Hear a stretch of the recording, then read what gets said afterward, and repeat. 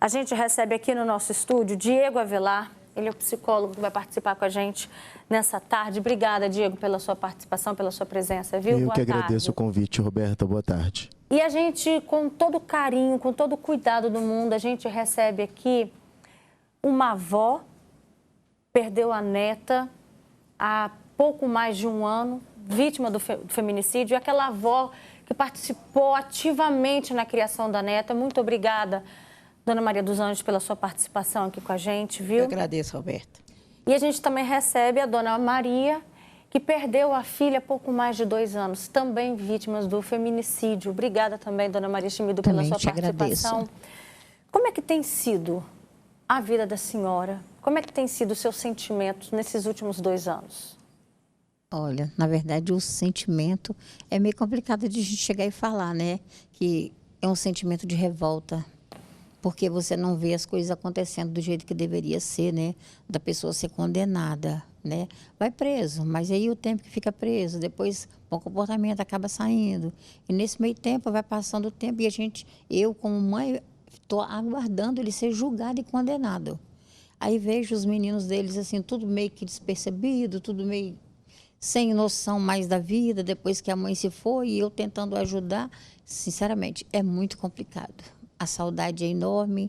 Um dia você fica tranquila, na noite você não dorme direito, igual eu ando tomando remédio para dormir, para depressão, para poder eu conseguir levar e tentar ajudar os meus netos que ficaram, que são os filhos dela. Pois é, a Jaciara deixou 4 filhos. Sim. Como é que eles estão? Na verdade, assim, agora eu mesmo estava conversando com um rapazinho para tentar conseguir o serviço para um dos meninos dela, meio que perdidos, na verdade, né? Ela tem uma menina também, que tem uns meninos de 4 filhos também, que pouco tempo também já foi ameaçado pelo marido também, aí eu também tenho que estar de olho, porque já aconteceu com um, aconteceu com outro, para mim vai ser mais difícil ainda. E eu vou levar a vida. A senhora tem medo que essa história se repita? Muito, muito. Assim como aconteceu na vida da Jaciara, a Fernanda também foi vítima de feminicídio. Como a gente já disse, isso aconteceu em janeiro de 2025, né, no finalzinho de janeiro. Como é que tem sido, né? Como é que tem sido o seu sentimento nesse último ano? É difícil, né, Roberta? Porque ficou 2 crianças, né? Aí a mãe dela teve que ficar com as 2 crianças, perdeu a filha e ficou com 2 criancinhas, né? E ela trabalha, eu ajudo no que eu posso. Mas é difícil de esquecer um negócio desse. E ainda os parentes dele falam que ela que andava atrás dele, procurava, nada. E estava lá escondido lá dentro do meu quintal, que a mãe dela fez a casinha para ela lá. Aí eu botei a pequenininha, a Catileia, falou assim, vovó, o Luiz tá encontrando com a minha mãe de novo. Falei, não acredito, Leia. Aí eu botei a cama, preguei ele, já desci com 2 garrafas de vinho e as porcarias lá, né, para usar mais ele.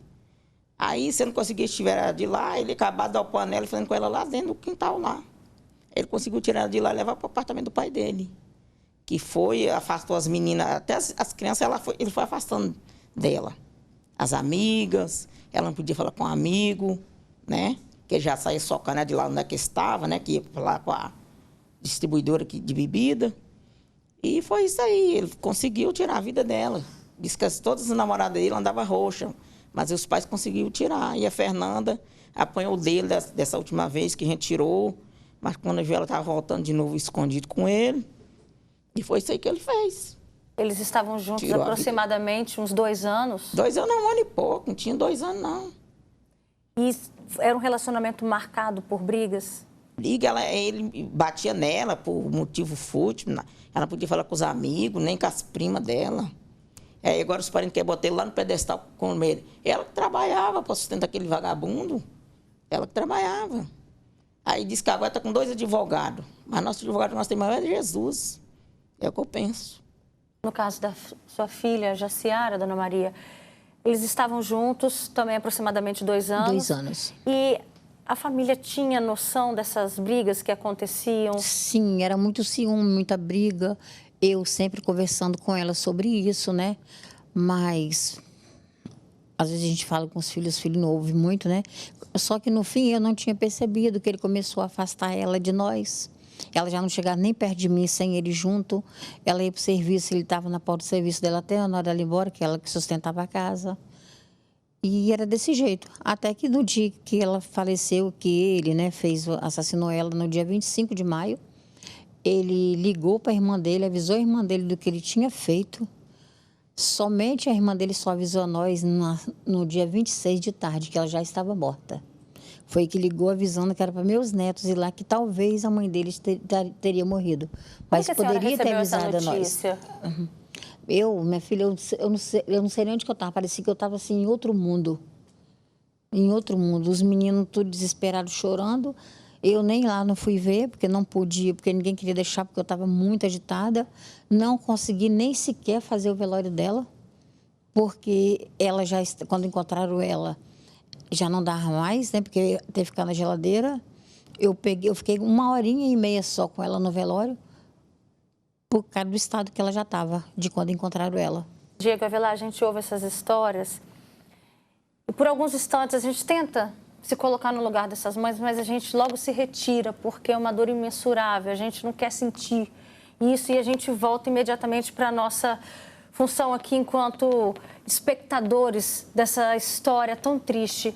Como que elas fazem? Como lidar com essa dor, dessa retirada tão abrupta da vida de uma mãe, o bem mais precioso, que a gente está falando dos nossos filhos, né? No caso, as filhas. Eu sempre costumo falar, Roberta, que nessas situações a gente usa o termo assim, eu posso imaginar, porque nem me colocar no seu lugar eu consigo, né? Mas eu consigo imaginar o que você está passando, porque é de fato isso, né? Lidar com a morte, a gente faz essa terceirização de experiência. Mas também, com quem perdeu, a gente faz uma terceirização de experiência, que é imaginar. Mas passar por isso, o primeiro ponto é legitimar o sentimento, né? Sentimento de perda. É cumulado com um sentimento de injustiça, né? Puxa, você tirou tudo de mim, né? Naquele momento, aquela família tem, de fato, esse pensamento, né? Você tirou tudo de mim. Legitimar esse sentimento, claro, sem excitar ainda mais a violência, é o primeiro passo para lidar com essa situação. Acolhimento, a legitimação do luto, a legitimação da perda, o acolhimento dessa família, dessa mãe, dessa avó, ou seja, até dos filhos, né, que ficaram, e dar àquele lugar, daquele momento, o direito de sofrer aquele momento, sabe? Parece confuso viver isso, porque a todo momento a gente fala assim, não sofra desse jeito, saia desse luto, mas a pessoa precisa ter o direito de sofrer a legitimidade desse luto e dessa injustiça. Porque a gente está falando de mães que vão viver eternamente essa dor, né? Eternamente, Roberta. E por isso que a gente não consegue se colocar no lugar da mãe. Você é mãe, né? Imaginar isso para você já é um sofrimento. Você fala, eu estou arrepiada aqui dos pés da cabeça. Então, falar sobre o luto de uma mãe que perde a filha desse modelo, né? Nessa injustiça, por um homem que se sente frustrado na sua estrutura física e social, é terrível. É de fato inimaginável. Olha, já temos aqui várias participações. Eu convido você que ainda não enviou sua mensagem. Vamos abrir o espaço para as opiniões, para os relatos de pessoas que passam, que vivem também essa dor da violência contra a mulher e chegam às vezes até esse ápice. Vamos lá, boa tarde, Alberto. Eu sou a Laila, de Nova Betânia, Viana. Por muitos anos eu vi a minha mãe sofrendo violência doméstica e ela quase perdeu a vida na mão do ex-marido dela. Eu também passei por isso durante muitos anos. Durante 10 anos eu sofri violência doméstica por ordem, primeiro os gritos, chantagem psicológica, depois um tapa no rosto e daí por diante meu ex tentou me matar em uma noite de Natal. Isso há 6 anos. Eu, graças a Deus, consegui sair desse relacionamento abusivo e até hoje passo por acompanhamento psicológico para lidar com traumas causados por esse meu ex-marido. Você tem noção? Isso acaba se repetindo, Diego Avelar, porque ela viu a mãe quase morrer. Essa filha também foi vítima de violência doméstica e olha o que a dona Maria acabou de comentar. Que a filha dela, que morreu por conta disso, a sua neta também está sofrendo violência doméstica. ela botou ele para fora de casa, né? Então agora ela lida com os 4 meninos, só que assim, a gente fica bem de olho, né, para que não aconteça, né? Qual que é seu Sempre medo? conversando. Porque, na verdade, eu falo sempre para minhas netas, que ela deixou tem 2 meninas e 2 meninos. Eu sempre falo com elas para não confiar em homem. Eu passei a ficar sempre com o pé atrás com o homem. Porque o que morou com a minha filha, ele era muito sonso, muito bonzinho. Acima de qualquer suspeita. Sim. Ninguém imaginava que ele fosse ter coragem de fazer isso. Ele agia como vítima, sempre como vítima. Diego, como interromper esse ciclo? Você me fez uma pergunta anterior, que isso se repete, né? Como se fosse passado de geração em geração. Aqui nós estamos falando mesmo de uma estrutura cognitiva, né? De aprendizagem. Quer dizer que uma família em que a mãe foi vítima de violência domiciliar, essa filha também será? Não necessariamente. Mas a filha está acostumada com aquele estereótipo, sabe? Daquele homem, daquela pessoa. E aí a gente entra em outro assunto, que é a socialização desses homens que a gente está tendo, sabe? Eu lembro que em outro programa, Roberto, a gente falava de um outro caso, a gente falava da frustração, da criação da frustração dos adolescentes. Adolescentes que não conseguem lidar com as frustrações, com a negação, com a escassez. Esse homem de hoje é aquele adolescente de ontem, que não consegue lidar com essa identidade feminina. Ou seja, se a mulher negar alguma coisa, se a mulher, por algum instante, ou por alguma fala, ridicularizar esse homem. Então, quebrar com essa corrente é, literalmente, entender o meu lugar como mulher, pegar as experiências que eu já tenho na minha vida, ou seja, não precisa ser na minha família, pode ser na sociedade, no meu bairro, com as minhas amigas, com as mães das minhas amigas, e impor limite a mim e aos meus desejos, né? Ou seja, eu posso, é difícil falar isso, porque a gente está falando também do campo sentimental, né? Eu posso amar esse homem, mas esse homem não me ama nesse ponto. Ele me violenta, ele tira, ele quer prender a minha identidade. Mas nem todas as mulheres conseguem identificar isso. Esse momento. E ficam ali naquele aprisionamento sentimental, nessa dependência sentimental, amorosa. Tem aqui mais relatos. Boa tarde, minha filha tem 26 anos e já foi agredida várias vezes. Em uma dessas, ainda estava grávida, ela foi agredida com vassoura, passou o dia do aniversário na delegacia com um filho com menos de 2 anos. Eu vejo um sofrimento terrível, tento ajudá-la de todas as formas. Você tem noção do sofrimento dessa mãe que tenta alertar essa filha? Boa tarde, Alberto. Eu sou a Alessandra, de Nova Carapina. Eu tenho amigas que sofrem com isso e têm medo de separar e morrer, pois muitas não têm apoio. É triste. Daqui a pouquinho o Diego Avelar vai falar para a gente sobre essa reação que eles têm ao empoderamento da mulher quando ela se coloca no lugar, não quero mais. Por que eles estão reagindo dessa maneira? Boa tarde, Alberta. Minha irmã é ameaçada direto pelo ex-companheiro. Semana passada mesmo, ele a ameaçou na porta da escola das crianças. Boa tarde. Sobre o assunto de hoje, eu conheço, sim, eu mesmo vivi 11 anos com um homem violento, o meu próprio esposo. Roberto, eu não quero me identificar, mas eu vivo isso na pele, tá? Com a minha nora. Eu peço ajuda porque nós não aguentamos mais. Boa tarde, meu nome é Camila. Eu consegui me separar hoje. Mudei de casa com 3 crianças. Ele me ameaçou de morte e tudo. Roberta, há 13 anos eu vivo como se fosse hoje. A minha filha foi morta dentro de casa, com 2 filhos, um de 9 anos, outro de 5 e um sobrinho também de 4 anos.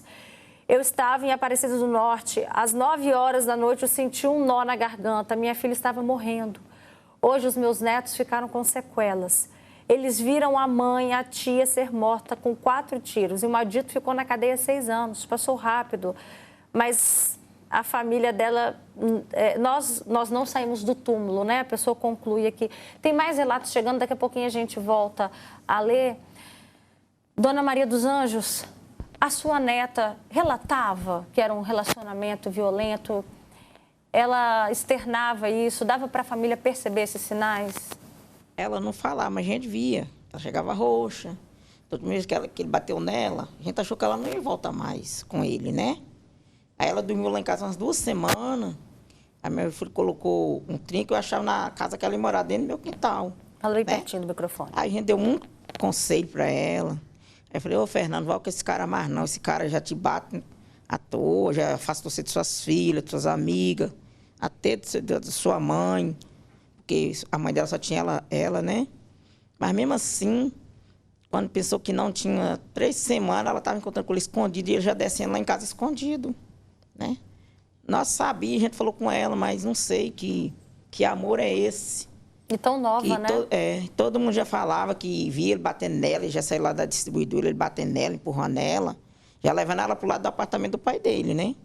Porque ela tinha um lugar para morar, ela ficava na casa, quando ficava na casa da avó dele, era na casa do pai.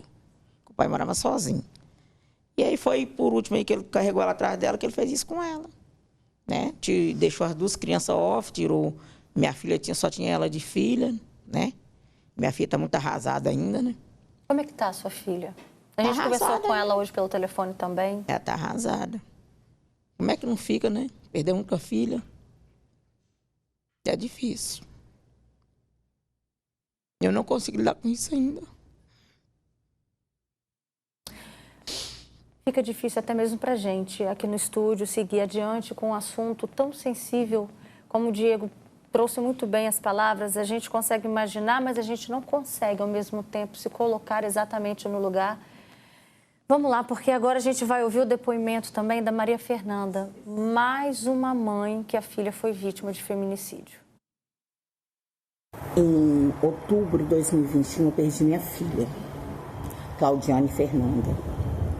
E até hoje, eu sinto como se tivesse sido ontem. Eu sinto muito falta dela, assim, saudade dela. Eu sonho com ela todas as noites. É uma dor muito forte. Eu tive uma depressão muito profunda, hoje eu estou melhor, mas tem dia que nem eu me reconheço. Tem dia que eu estou melhor. Continuo tomando meu antidepressivo, é uma dor que não passa. É muito forte. Obrigada, Maria Fernanda, pela sua participação. A Danda, gente, ela já participou com a gente aqui também em outros momentos no Fale Espírito Santo. Eu me lembro dela falando, Diga Velar, em várias situações que ela tentava alertar a filha sobre esse relacionamento. E quantas mães agora estão identificando, falam assim, não tá legal, não é certo, não é normal minha filha chegar em casa desse jeito, arrasada psicologicamente, com marcas no corpo. O que essas mães ainda podem fazer enquanto há tempo por essas meninas? Roberta, acho que a questão aqui é a priori o relacionamento, né? Antes do relacionamento. Então, nós estamos falando de uma conscientização na estruturação dessa mulher, né? Hoje mulher, mas na estruturação, lá na infância, na adolescência, auxiliar essa menina a criar uma identidade forte, capaz de decidir e identificar essas violências. Lembrando que a violência, o feminicídio, a violência, ela não começa na violência física. Ela começa na violência verbal, sabe? Ou naquela violência não verbal com os olhos, né? Que eu já presenciei essas violências. Então, ajudando essa menina a identificar isso e conseguindo se posicionar, acho que esse é o caminho que essa família encontra, as famílias que nós temos, as nossas. Eu tenho uma sobrinha de 11 anos, então, auxiliando essa menina a se posicionar, a identificar essa violência e a dizer não, basta, não quero. Mas e depois de adulta, E depois de adulto, eu acredito que é a própria conscientização familiar mesmo, né? A intervenção da mãe, a conversa, a proximidade, o diálogo. E eu sei que muitas têm e, às vezes, não conseguem obter sucesso com o diálogo com a filha, porque a gente está falando, talvez, de uma pessoa muito apaixonada, dependente, né? Carente emocionalmente. Infelizmente, Roberta, vai depender da conscientização da mulher. Essas mães têm que, de alguma maneira, insistir? Insistir, precisa Mesmo insistir. Sendo taxada como uma mãe inconveniente? Acho que até inconvenientemente. Insistir, né? Assim como elas insistiram de colocar trinco na porta, né? E mudar ali a estratégia familiar, mas insistir. Ser até inconveniente na própria vida daquela mulher, para que ela acorde, né? E aí também aqui a gente alerta as amigas dessas meninas, né? Dessas mulheres. Vamos também ser insistente.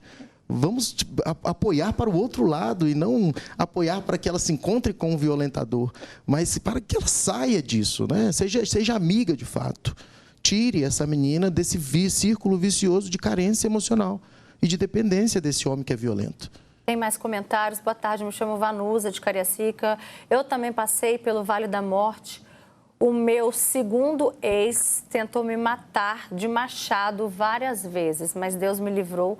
Hoje eu estou sobre a justiça, mas no Brasil teria que ter prisão perpétua. Só assim, dá para sentir nesse relato, só assim essa mulher teria tranquilidade, né? Porque a gente vê aí que mesmo diante de medida protetiva, no caso anterior que a gente trouxe, a mulher é ameaçada até mesmo pela mensagem do Pix. Tenho 38 anos de casada, sofro agressão verbal, não estou mais suportando olhar na cara dele, mas não sei o que fazer. Nunca deixou eu sair para trabalhar, agora eu tenho medo, pois estou com 59 anos.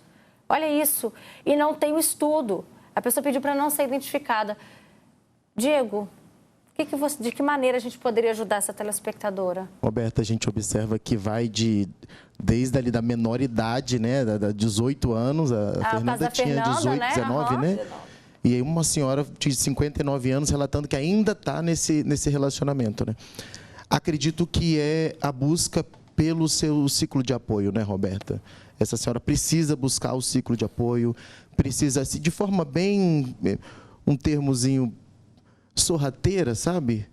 Silenciosa, buscar esse ciclo de apoio, a família, os filhos, os amigos, quem de confiança você pode abrir essa situação e relatar essa situação, né? Buscar os sistemas legais, também de forma silenciosa, de maneira que quando tiver estruturado a senhora consiga sair desse ciclo, né?